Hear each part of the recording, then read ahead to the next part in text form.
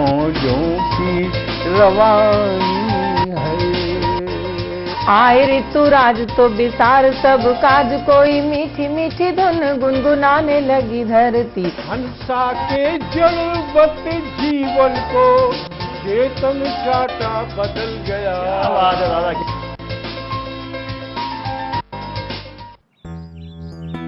Sir, बिटिया रानी driver के साथ भाग गई। भाग गई? जी, भाग गई। अरे कोई बात नहीं, उसे तो बचपन से भागने का शौक है। सतमोला खाओ, कुछ भी पचाओ।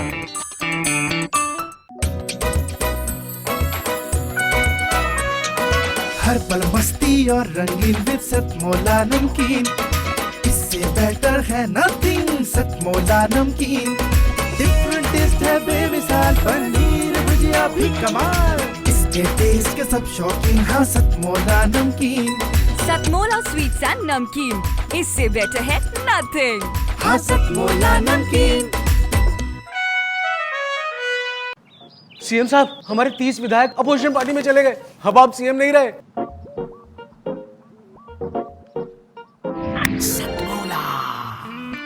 तो अब नया सीएम कौन बन रहा है?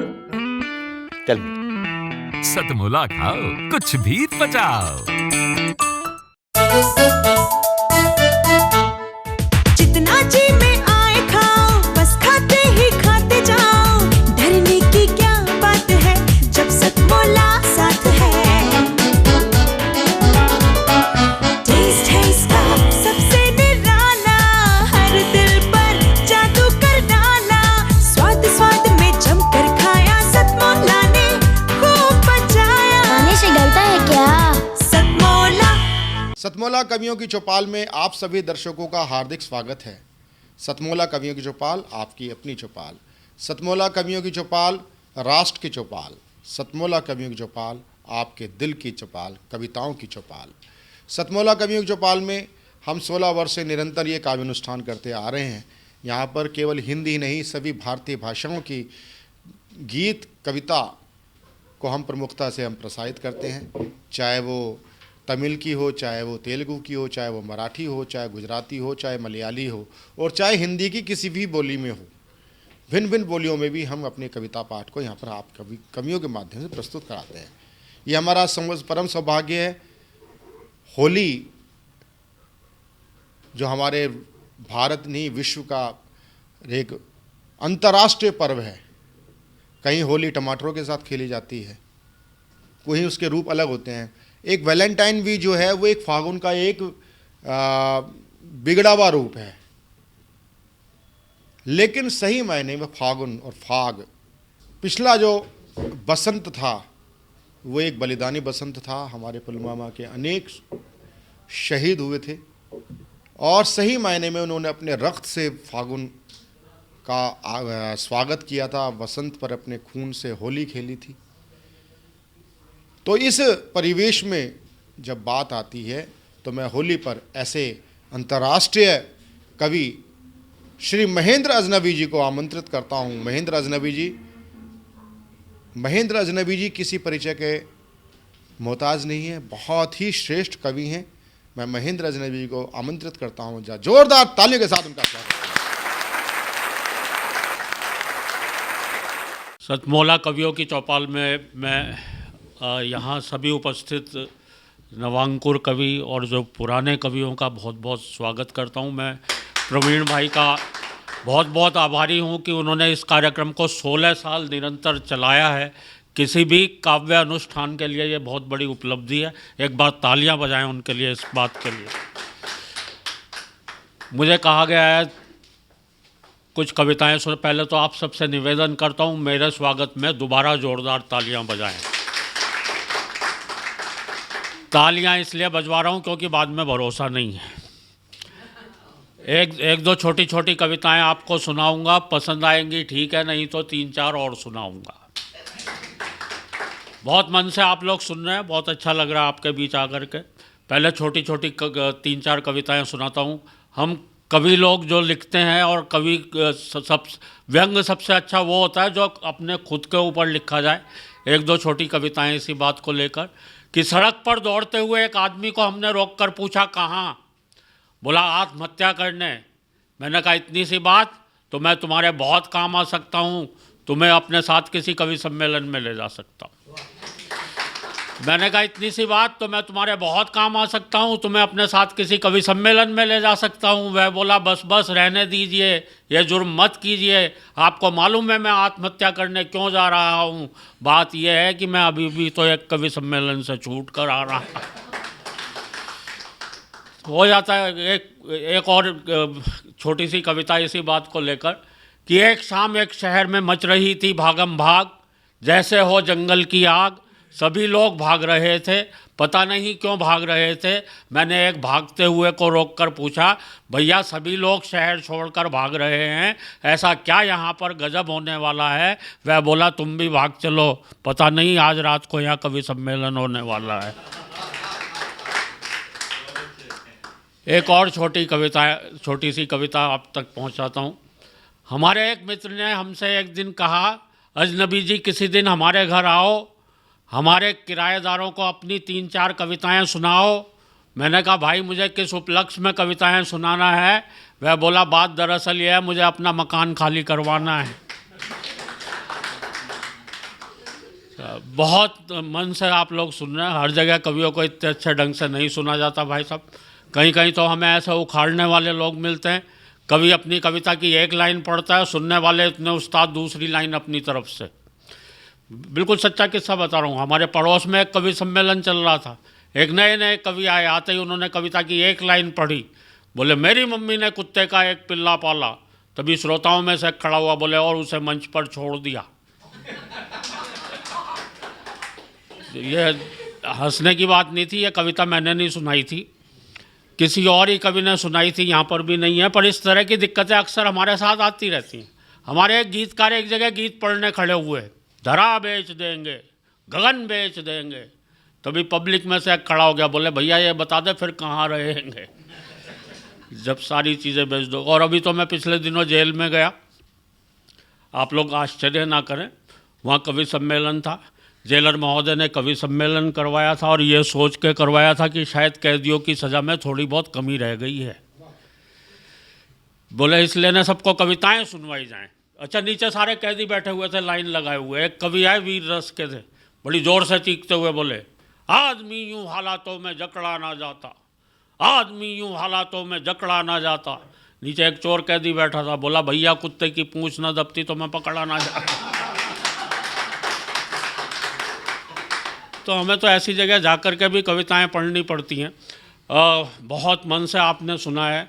अच्छा देखिए, कवि की एक मजबूरी होती है, उसे कोई कवि बहुत संवेदनशील होता है। आप सभी यहाँ पर संवेदनशील लोग बैठे हुए हैं, बहुत संवेदनशील होता है। उसे कोई ठीक से सुन ले, उसकी कविता ठीक से सुन ले तो उसे अच्छा लगता है। अच्छा कोई सुने नहीं भाई साहब, उसे मायूसी सी होती है। अच्छा सुने भी नहीं, साथ में हूट भी कर दे तो भाई साहब उसका दिल टूट सकता है। उसका असर मतलब इतना समय उसका दिमाग तक पर असर पड़ सकता है। मैं सही बता रहा हूँ, ऐसा मेरे साथ एक जगह हो चुका। पब्लिक ने मुझे इतनी बुरी तरह से हूट किया, इतनी बुरी तरह से हूट किया कि सीधा असर मेरे दिमाग पर पड़ा, मेरी याददाश्त चली गई, मुझे भूलने की बीमारी लग गई। अभी मैं कुछ कह रहा था यहाँ पे तो जब मुझे भूलने की बीमारी लगी तब मैंने एक कविता लिखी, वो कविता आप तक पहुँचा रहा हूँ। एक बार तालियाँ बजाकर मन है, जितने मन से आप सुनेंगे उससे दुगने मन से मैं आपको सुनाने की कोशिश करूँगा कि एक कवि सम्मेलन में श्रोताओं ने इस कदर हूट कर डाला कि हादसे से मेरी यादों का निकल गया दिवाला। तब से बिना निमंत्रण के ही हर प्रोग्राम में पहुंच जाता हूं। हालत इतनी ख़राब है, जहां भी लोगों की भीड़ जुटी दिखती है कवि सम्मेलन समझकर घुस जाता हूं। आज भी मैं यहाँ स्टूडियो में इसीलिए आया हूँ कि यहाँ पर देखा मैंने, हालत इतनी ख़राब है, जहाँ भी लोगों की भीड़ जुटी दिखती है कवि सम्मेलन समझकर घुस जाता हूँ। कभी तो अपने स्कूल जाकर बच्चों को कविताएं सुनाने लगता हूँ, कभी मंच से ही श्रोताओं को हिस्ट्री पढ़ाने लगता हूँ। एक बार तो गजब बड़ा कर दिया, जो श्रोता लेट आए थे मैंने उन्हें कुर्सी पर ही खड़ा कर दिया।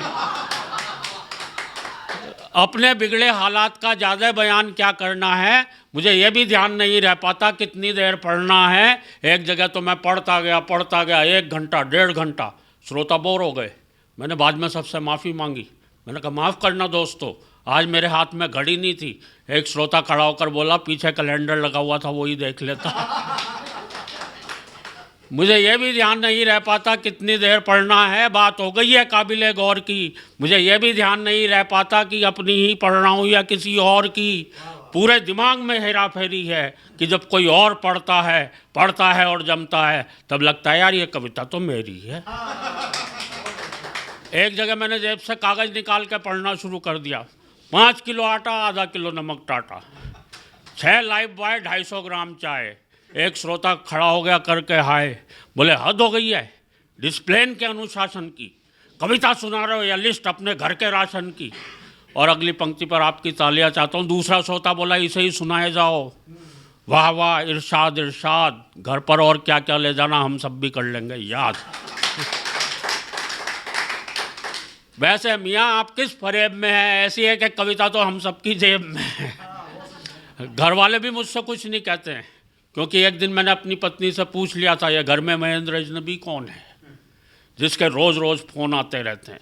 दाढ़ी बनाने के बाद एक बार तो और भी गजब कर दिया जब मैंने अपनी पत्नी से पूछा ये आईने में आदमी कौन था जिसकी मैं इतनी बढ़िया शेव कर गया।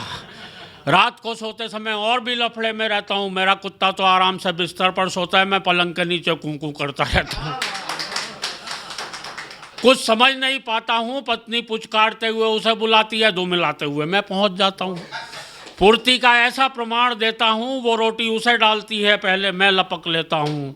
सवाल खड़े हो गए हैं रोज अनबुझे, मुझे यही पता नहीं लग पा रहा भूलने की बीमारी मेरे कुत्ते को लगी है या मुझे। और दोस्तों भूलने का आलम यह है, तेल हाथ में लिया सर पे मलना भूल गए, कुर्सी पर बैठे उठना भूल गए, चौराहे पर खड़े हुए चलना भूल गए। और भूलने पर बहुत नई बात कहने जा रहा हूँ, आपकी तालियां चाहता हूँ। चौराहे पर खड़े हुए चलना भूल गए, और दोस्तों गंजे भी इसलिए हो गए क्योंकि मेरे सर के बाल उगना भूल गए। पत्नी बोली एक बार मेरे भरतार हेल्प करा दो, गीले कपड़े ऊपर फैला दो। ऊपर जाते ही दिमाग भटक गया, मैंने कपड़े तो चारपाई पर पट के खुद तार पर लटक गया। टूट गई टांग, डॉक्टर आया, पलस्तर चढ़ाया, डॉक्टर भी था होशियार, भुलक्कड़ों का सरदार, गजब ही ढा दिया, टूटी दाई टांग थी, पलस्तर बाई पर चढ़ा। और मित्रों भूलने पर इससे बड़ी बात कोई कह नहीं सकता जो मैं कहने जा रहा हूँ। मैं क्या कहने जा रहा था ये तो भूल ही गया। लेकिन दोस्तों मेरे भूलने पर ज़्यादा मत जाइए, कविता समाप्त हो गई है, तालियां बजाइए। लेकिन दोस्तों कविता तो शुरू होती है अब। मैं ही नहीं, ये सारे कवि, आप और हम सब ना जाने किन ख्यालों में झूले हुए हैं। हम सभी कुछ ना कुछ भूले हुए हैं। हम सभी कुछ ना कुछ भूले हुए हैं। हम भूल गए हैं आपस का प्यार, हम भूल गए हैं मेहमान का सत्कार, आए दिन टूटने वाले घर बार, हम भूल गए हैं संयुक्त परिवार। और बता रहा हूँ आपको घर घर का संताप, पत्नी आते ही लोग भूल जाते हैं माँ बाप, लोग भूल जाते हैं किसी का एहसान, लोग भूल जाते हैं अपना दीनो ईमान, लोग भूल जाते हैं बीमार माँ की दवा, हम सब भूल चुके गांव की ताज़ा हवा। और हाय रे टीवी की ऐसी रवानी, बच्चे सब भूल चले दादी नानी की कहानी। हाय रे टीवी की ऐसी रवानी, बच्चे सब भूल चले दादी नानी की कहानी। राजनीति के हो चले खौफनाक इरादे, नेता जीतते ही भूल गए अपने किए वादे। नफरत का चढ़ चुका ऐसा जुनून है, हम सब भूल गए कि सबका एक जैसा खून है। और दोस्तों कहने को अब कुछ भी नहीं है शेष, भूलों की इस भूल भुलैया में हम सब भूलते जा रहे हैं अपना देश, हम सब भूलते जा रहे हैं अपना देश। अब मैं जिनको आमंत्रित करना चाहता हूँ वो मेरी अपनी बिटिया है, बेटी है, मेरी अपनी प्यारी बेटी है। उस बेटी का नाम है रजनी अवनी। रजनी अवनी बहुत ही प्यारी कविताएं करती हैं, अंतर्राष्ट्रीय स्तर पे अब छा चुकी हैं। मैं तो उसको अपने घर की बेटी बोलता हूँ, चाहे अंतर्राष्ट्रीय छटा वो बखेर रही हो। बहुत अच्छी कविताएं करती है। और उनकी कविताओं में एक बेटी का दर्द भी है, एक माँ का दर्द भी है, एक बहन का भी एक दर्द है। वो किस प्रकार नारी के विविध रूपों की विवेचना करती है, तो आइए सुनते हैं रजनी अवनी को खुद उनके मुंह से।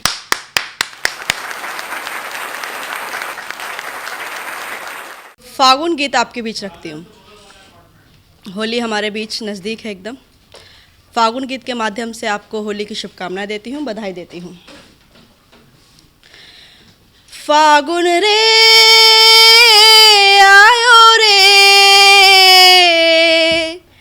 आयो रे फागुन रे, फागुन आयो सबके मन को भायो, फागुन आयो सबके मन को भायो, होली पे सब मिलजुल खेले देख के मन हर्षायो, होली पे सब मिलजुल खेले देख के मन हर्षायो, मीत प्रीत के गीत सुना दे,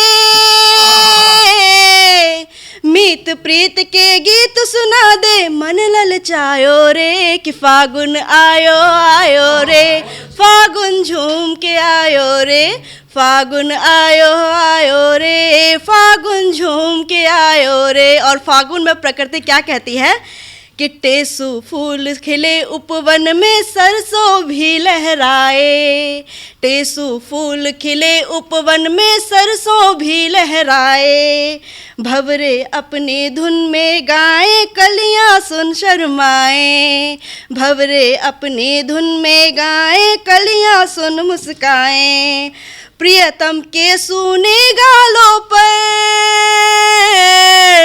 प्रियतम के सूने गालों पर रंग चढ़ आयो रे कि फागुन कि फागुन कि फागुन आयो आयो रे, फागुन झूम के आयो रे, फागुन आयो आयो रे, फागुन झूम के आयो रे।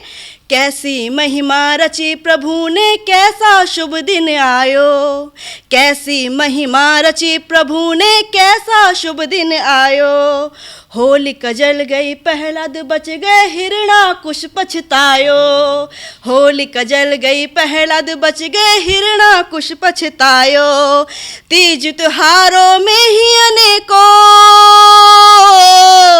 तीज त्योहारों में ही अनेकों रूप समायो रे कि फागुन आयो आयो रे, फागुन झूम के आयो रे कि फागुन आयो आयो रे, फागुन झूम के आयो रे। और होली, ब्रज की होली के क्या कहने हैं, ब्रज की होली आपके सभी के बीच रखती हूँ कि ब्रजवासी सब खेल रहे हैं कान्हा संग हुरियारी, ब्रजवासी सब खेल रहे हैं कान्हा संग हुरियारी, राधा की भीगी चोली छब लागे अति निराली, राधा की भीगी चोली छब लागे अति निराली, देख के चंचल नैन से रसिया,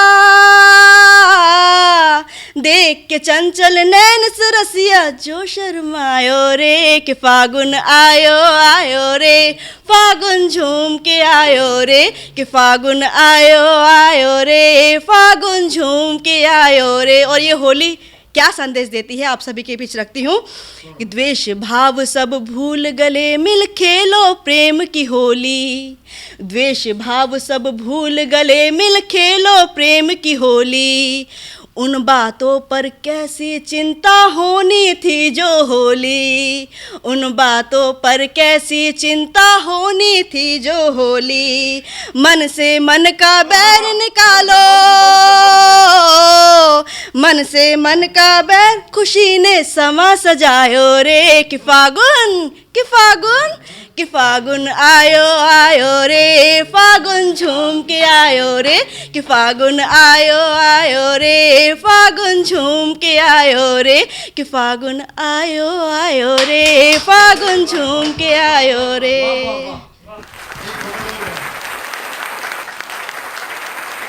अब मैं जिनको आवाज़ देना चाह रहा हूँ वो केवल उत्तर प्रदेश के महोबा तक नहीं, बल्कि मैं कहूँ तो एक सही मायने में राष्ट्रीय कवि हैं।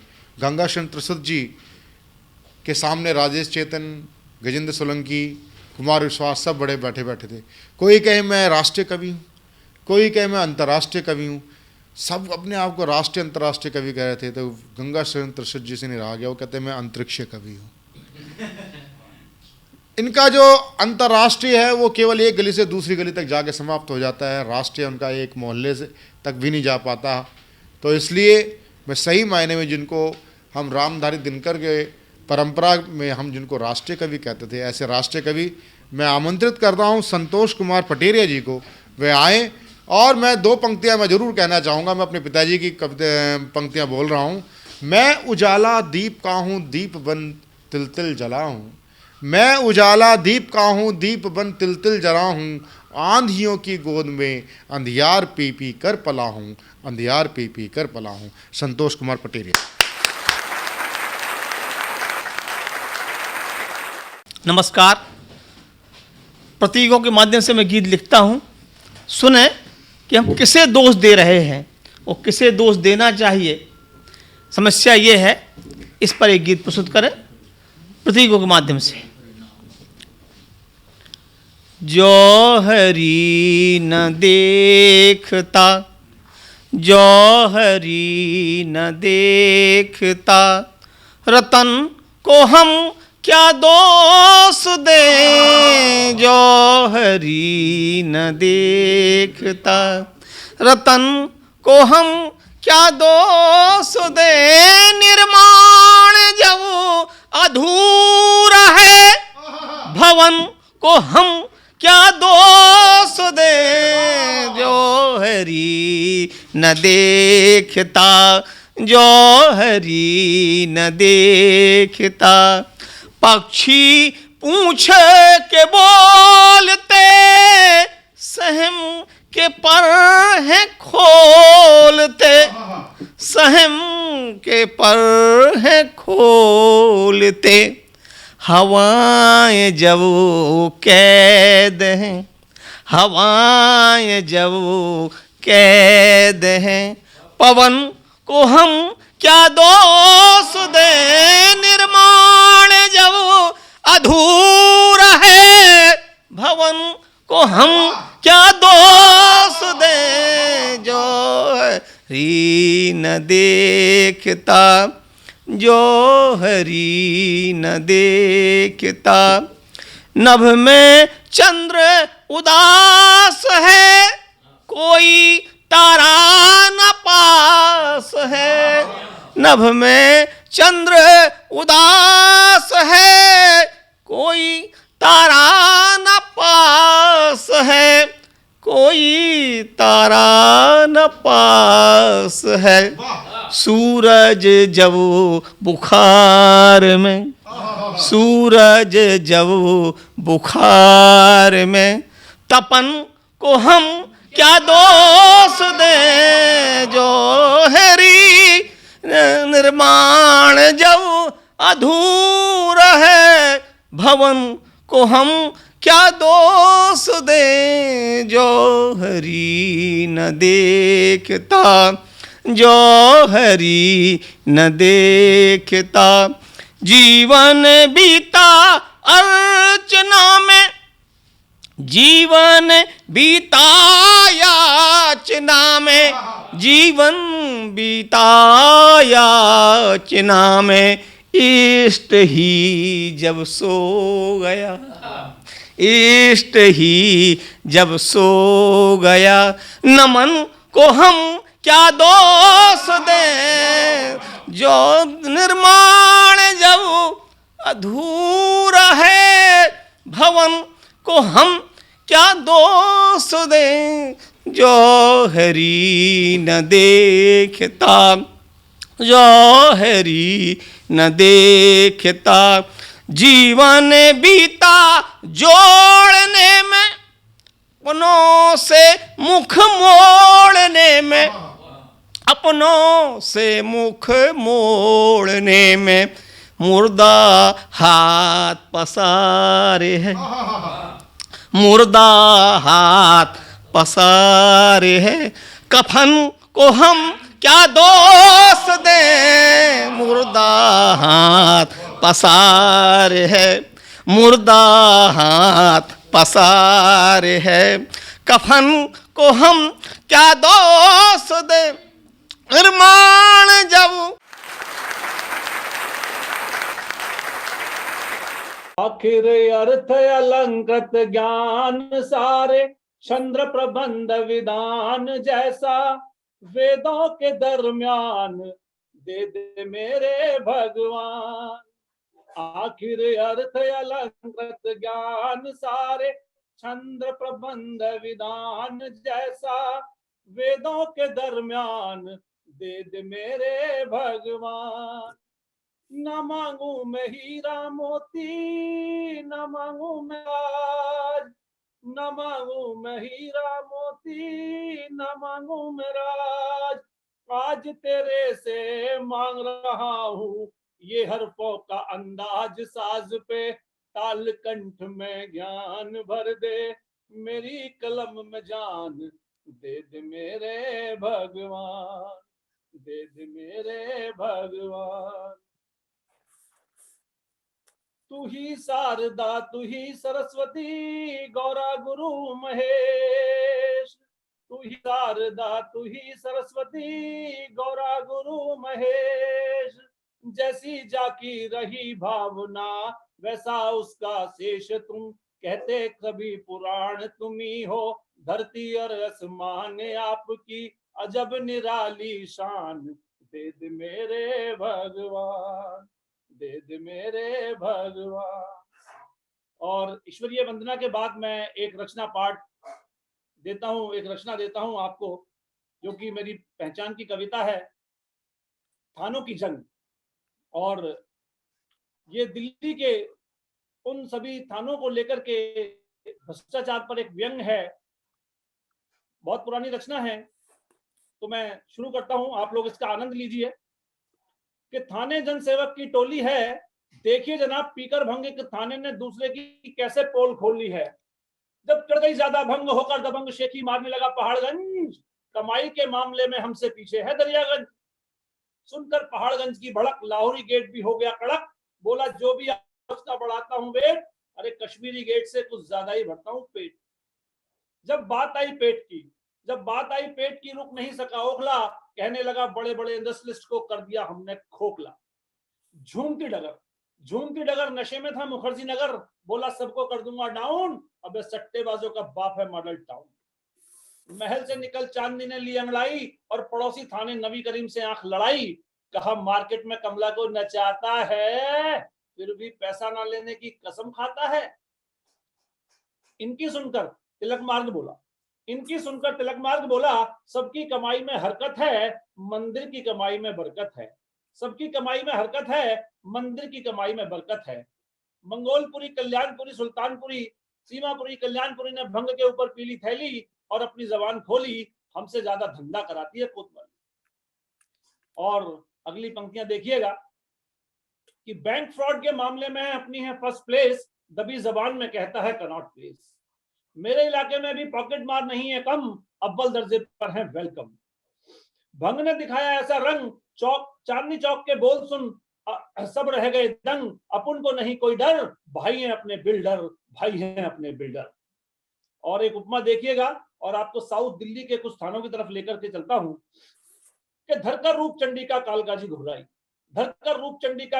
घुर्राई, गांधी पटेल लाजपत मालवीय नगर तुम भी भटक गए अपनी डगर, तोड़ दिए सारे आदर्श और उसूल, जानती हूं कहां से करते हो हफ्ता वसूल।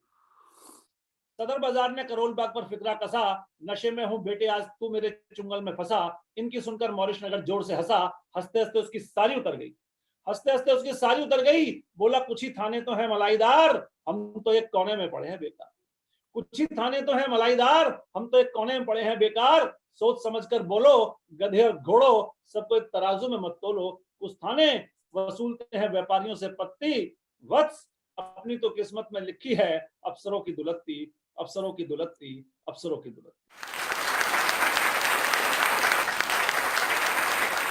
और अब सतमौला कवियों की चौपाल में हम ले रहे हैं एक छोटा सा ब्रेक के बाद हम पुनः आपके सामने प्रस्तुत होंगे और नए रचनाकारों के साथ। तब तक लेते हैं खट्टी मीठी गोलियों को आनंद। जितना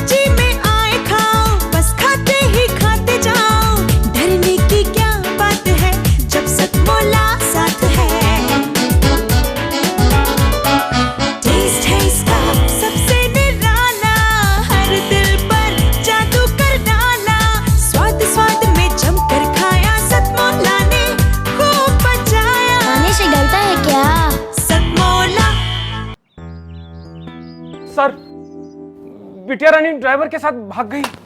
भाग गई? जी भाग गई। अरे कोई बात नहीं, उसे तो बचपन से भागने का शौक है। सतमोला खाओ, कुछ भी पचाओ।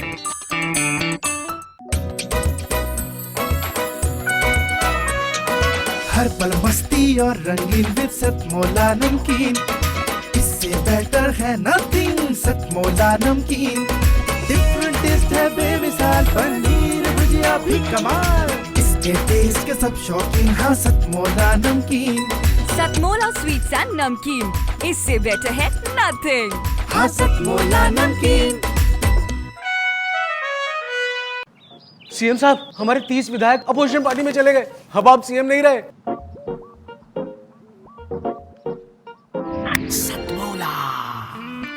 तो अब नया सीएम कौन बन रहा है? चल सतमोला खाओ, कुछ भी पचाओ। और अब मैं जिनको आमंत्रित करना चाहता हूं वह हमारे साथ हमारे भाई फरीदाबाद से पधारे हैं, श्याम मोहन पराशर जी, एक गजल के साथ। या जोरदार ताली के साथ उनका स्वागत करें। मैं श्याम मोहन पाराशर फरीदाबाद से एक मुक्तक से शुरुआत करता हूँ कि कह नहीं सकता तमाशा देखता हूँ, कह नहीं सकता तमाशा देखता हूँ, आपकी आँखों में क्या क्या देखता हूँ, आपकी आँखों में क्या क्या देखता हूँ। मुश्किलों के दौर में भी चलता हूँ मैं, मुश्किलों के दौर में भी चलता हूँ मैं, वक्त हूँ मैं और ज़माना देखता हूँ, वक्त हूँ मैं और ज़माना देखता हूँ।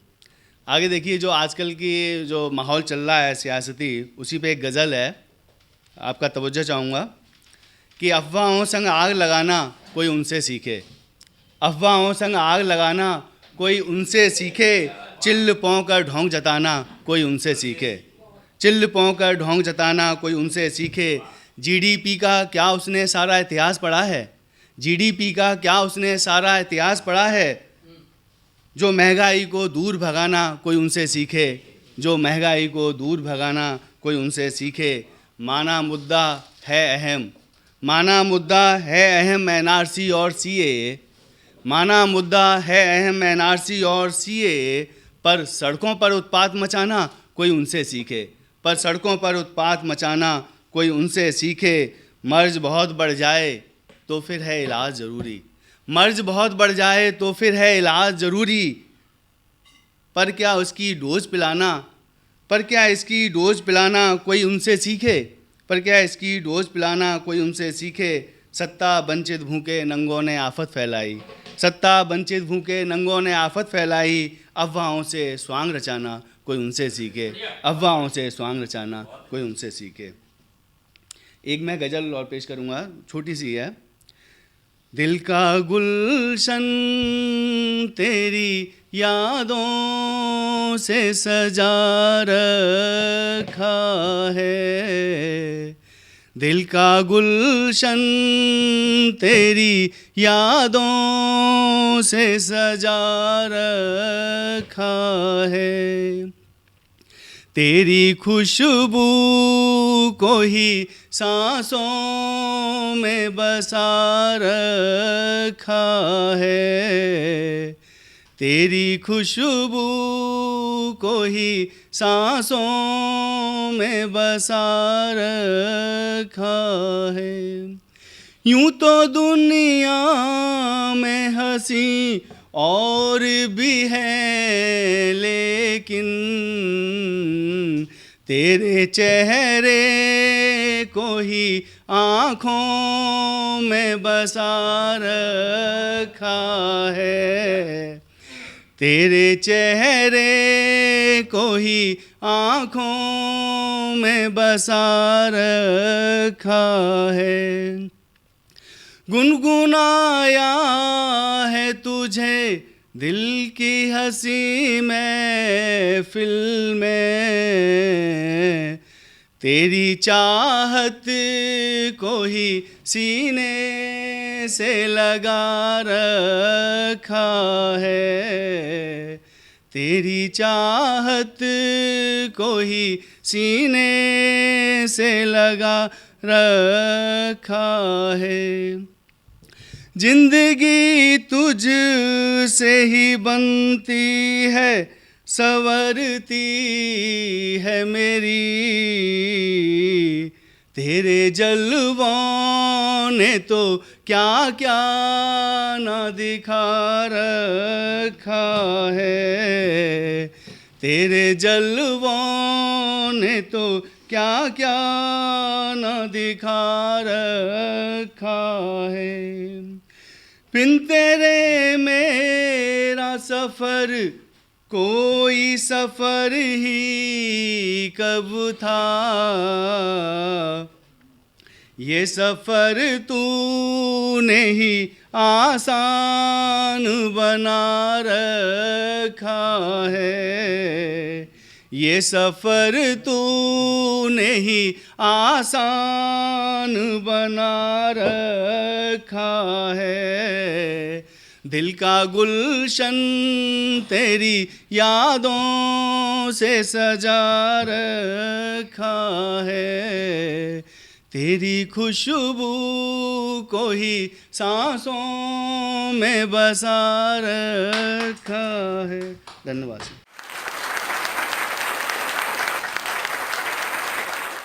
दिल्ली से हमारे बीच में पधारी उषा चित्रांशी जी को, उषा चित्रांशी जी आए और अपनी कविता का प्रसाद सबको दें।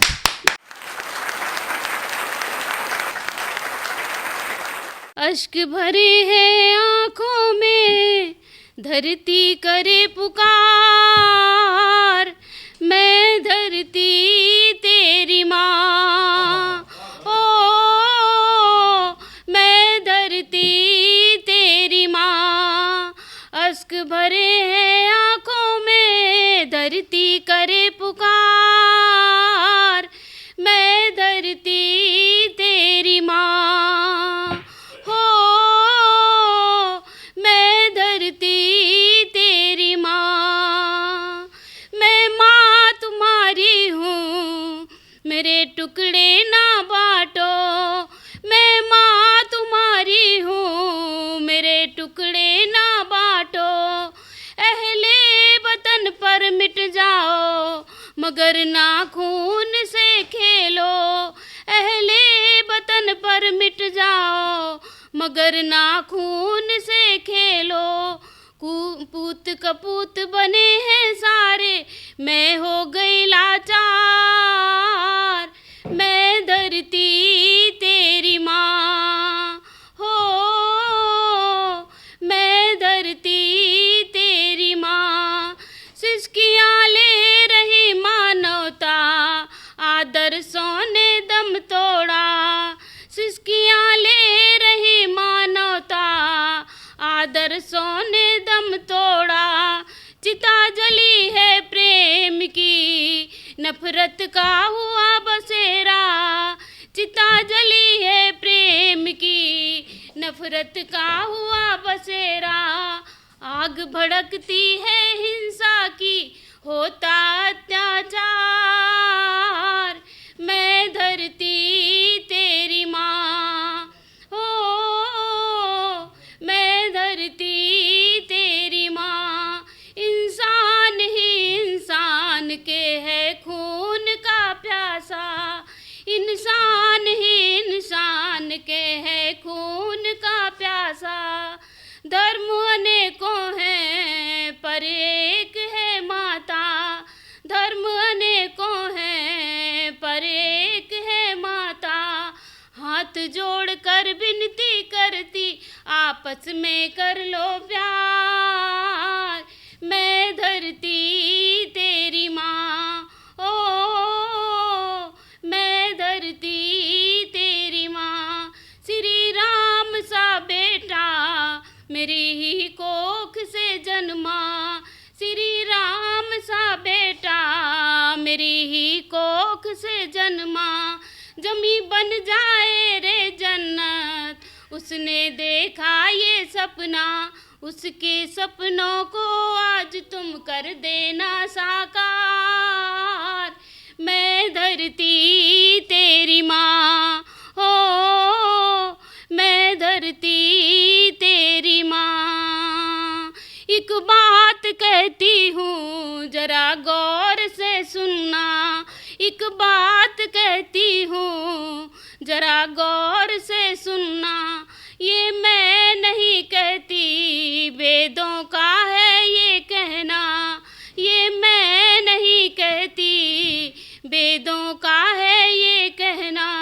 हद से ज्यादा जुल्म बढ़ेगा, डूबेगा संसार। मैं धरती तेरी माँ हो, मैं धरती तेरी माँ, मैं धरती तेरी माँ। एक शजर जब जवान होता है, पंछियों का मकान होता है। एक शजर जब जवान होता है, पंछियों का मकान होता है। वो महल के समान होता है, जिस पे अपना मकान होता है। एक शजर जब जवान होता है। एक अखबार जिसको कहते हैं, एक अखबार जिसको कहते हैं, एक अखबार जिसको कहते हैं। बेजुबां की जुबान होता है। एक शजर जब जवान होता है, पंछियों का मकान होता है। एक शजर जब जवान होता है। एक औरत के वास्ते उसका, एक औरत के वास्ते उसका, एक औरत के वास्ते उसका घर ही सारा जहान होता है।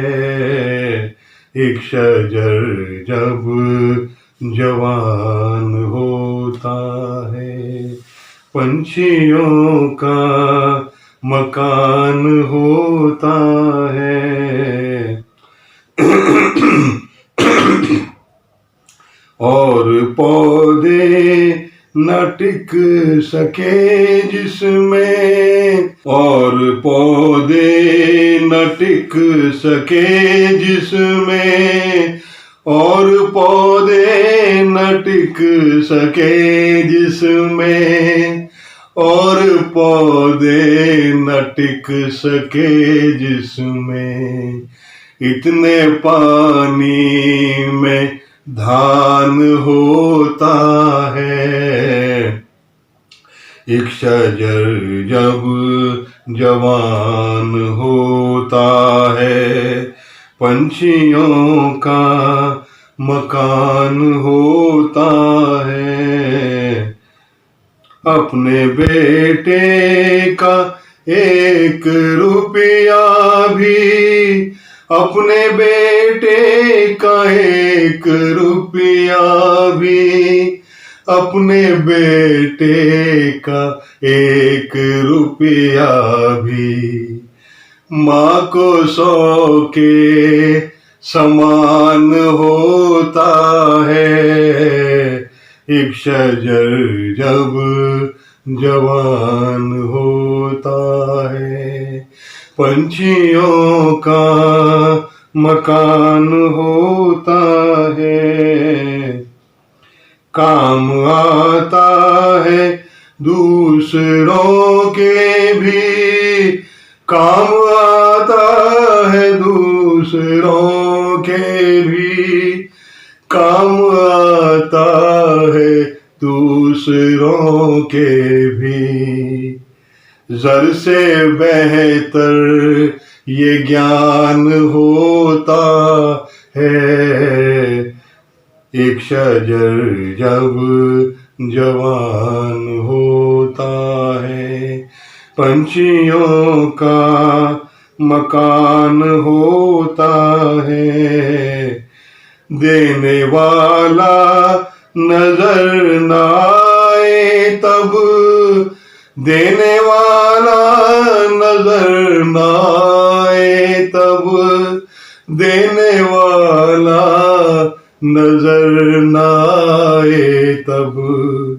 दान छोटा भी दान होता है, एक शजर जब जवान होता है। पंछियों का मकान होता है, एक शजर जब जवान होता है। वो महल के समान होता है, वो महल के समान होता है, वो महल के समान होता है, वो महल के समान होता है।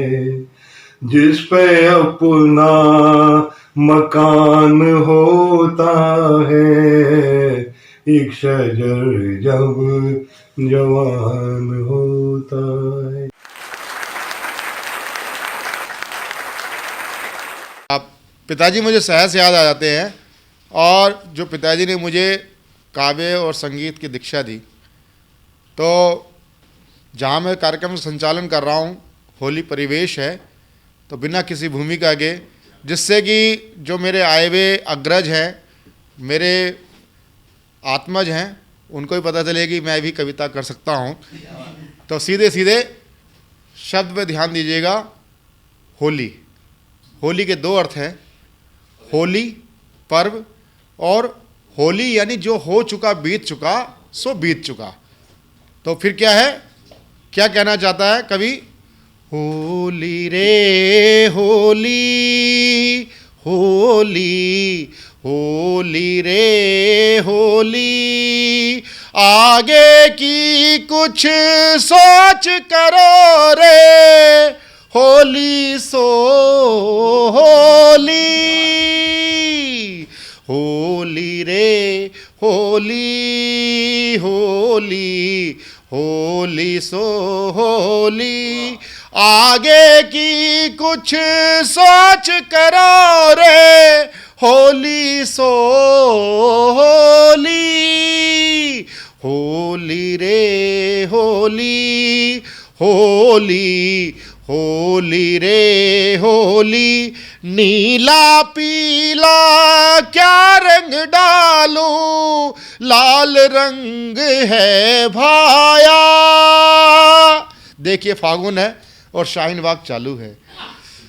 नीला पीला क्या रंग डालूं, लाल रंग है भाया, भूली भटकी तरुणाई को लाल रंग ही भाया, मांग सिंदूरी माँ की ममता, मांग सिंदूरी माँ की ममता, झेल रही है गोली रे होली, होली रे होली, होली, होली रे होली, आगे की कुछ सोच करो रे, होली सो होली, होली रे होली, होली। कविता गीत बड़ा लंबा है, मुझे भी उसमें एक दस्तक देनी थी, इसलिए मैंने एक मुखड़ा और बंद सुनाया।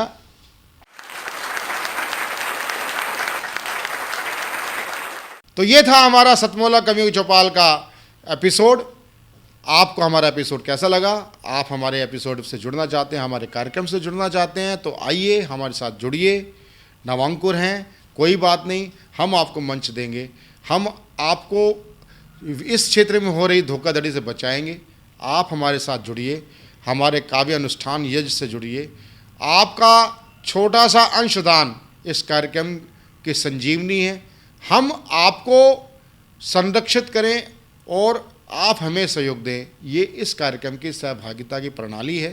तो आप हमसे जुड़े नवांकुर कवि मित्र 9711182183 स्क्रॉल पे चल रहा है नंबर, मैं फिर दोबारा बताना चाहूँगा 9711182183 पे आप हमसे संपर्क करें। आप हमारे आजीवन सदस्य बन सकते हैं। अगले रविवार फिर ज्येष्ठ शीर्षस्थ कवि मित्रों के साथ, नवांकुरों के साथ फिर हमारी सतमोला कवियों की चौपाल सजेगी। तब तक के लिए करें प्रतीक्षा। नमस्कार दोस्तों, मैं अनिल मित्तल, चेयरमैन सतमोला ग्रुप। मैं जैसे आप सब लोग जानते हैं कि 2004 के अंदर मैंने सतमोला कवियों की चौपाल आरंभ करा परवीन आर्य के साथ मिलके।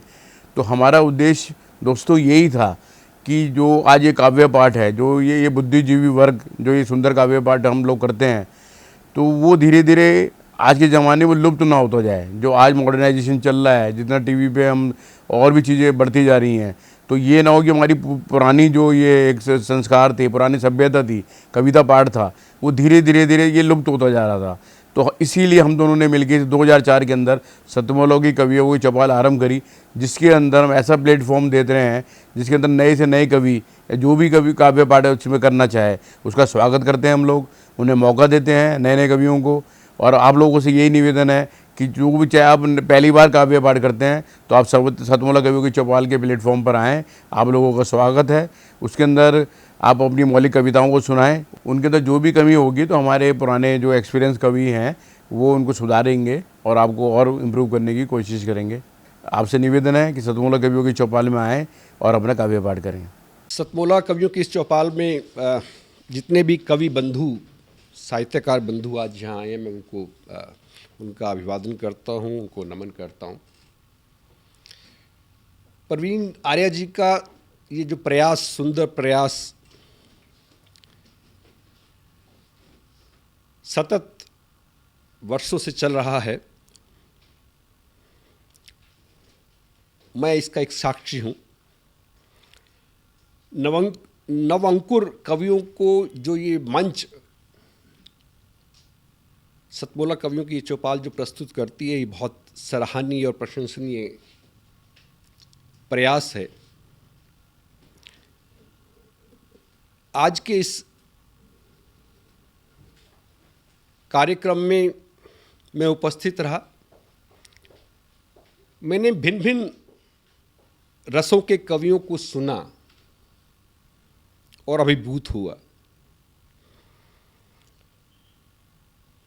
वीर रस के कवि थे, हास्य रस के कवि थे, श्रृंगार रस के कवि थे, और ये सब रस मिलकर जो है नवरस जो उत्पन्न करते हैं हमारे जीवन में, इनका बहुत महत्व है हमारे जीवन के बीच में। परंतु मैं आज एक बात जितने भी कवि यहाँ उपस्थित हैं उनके लिए बड़े आदरपूर्वक, आदर से मैं कहना चाहता हूँ कि आप को ये मंच मिला है, आप नवांकुर कवि हैं, परंतु आप हमेशा नव अंकुर कवि न रहें और अपने प्रयासों को इतना उद्दात करें कि एक दिन आप भी जो हैं देश भर में अपना नाम बनाएं, आपकी कविता श्रेष्ठतम कविता हो, ऐसा मेरा आपसे आग्रह है, ऐसा मेरा आपसे निवेदन है। आप में प्रतिभा है, आप उस प्रतिभा को अपने प्रयासों से और गहरा करें और उसमें गति लाएं, यही मेरी आपसे एक बार पुनः प्रार्थना है। इसी प्रार्थना के साथ मैं आप सबका पुनः एक बार धन्यवाद करता हूं, अभिनंदन करता हूं। और मैं आपके बीच में रहा, जितना समय भी रहा, मुझे बहुत आनंद आया। मैं बहुत अच्छी यादें आज के इस कार्यक्रम से लेकर वापस जाने वाला हूँ, मैं आपको बहुत शुभकामनाएं देता हूँ, आपको बहुत साधुवाद देता हूँ। बहुत धन्यवाद आप सभी का। अखिल भारतीय साहित्य परिषद द्वारा संचालित सतमोला कवियों की चौपाल नामक ये जो कार्यक्रम है, ये अपने आप में इसलिए महत्वपूर्ण है कि केवल ये कार्यक्रम ही नहीं है, बल्कि यहाँ पर नवांकुर नए नए कवि, नए नए कवयित्रियाँ इस मंच पर आकर के अपनी कविताओं को प्रस्तुत करती हैं, जो सारे संसार के अंदर जाता है। तो ये बहुत बड़ा मंच है, एक प्रकार से कार्यशाला जैसी है ये। तो इसलिए आप सभी लोग इस कार्यक्रम से जुड़ें, नए नए बच्चे यहाँ पर आएँ, बहुत अच्छा लगेगा। हमारा आशीर्वाद इस पूरी संस्था के लिए है, सतमोला कवियों की चौपाल के लिए है, और आप सभी के प्रति हमारा मन में बहुत स्नेह है, बहुत प्यार है। आप सब आएँ और इस प्रकार से यहाँ पर अपनी कविताओं को इस मन से सुना करके उपकृत हों और उपकृत करें भी हम सभी।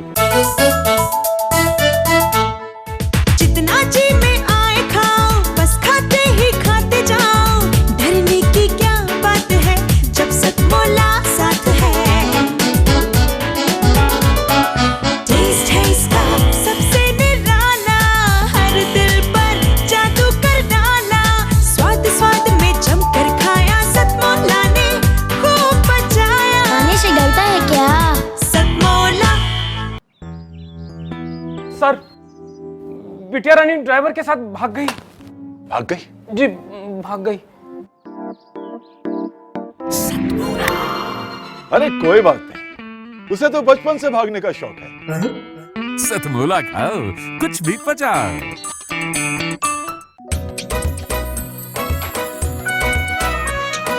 हर पल मस्ती और रंगीन विद सतमोला नमकीन, इससे बेटर है नथिंग। सतमोला नमकीन डिफरेंट टेस्ट है बेमिसाल, पनीर भुजिया भी कमाल, इसके टेस्ट के सब शौकीन। हाँ सतमोला नमकीन, सतमोला स्वीट्स एंड नमकीन, इससे बेटर है नथिंग। हाँ सतमोला नमकीन। सीएम साहब, हमारे 30 विधायक अपोजिशन पार्टी में चले गए, अब आप सीएम नहीं रहे।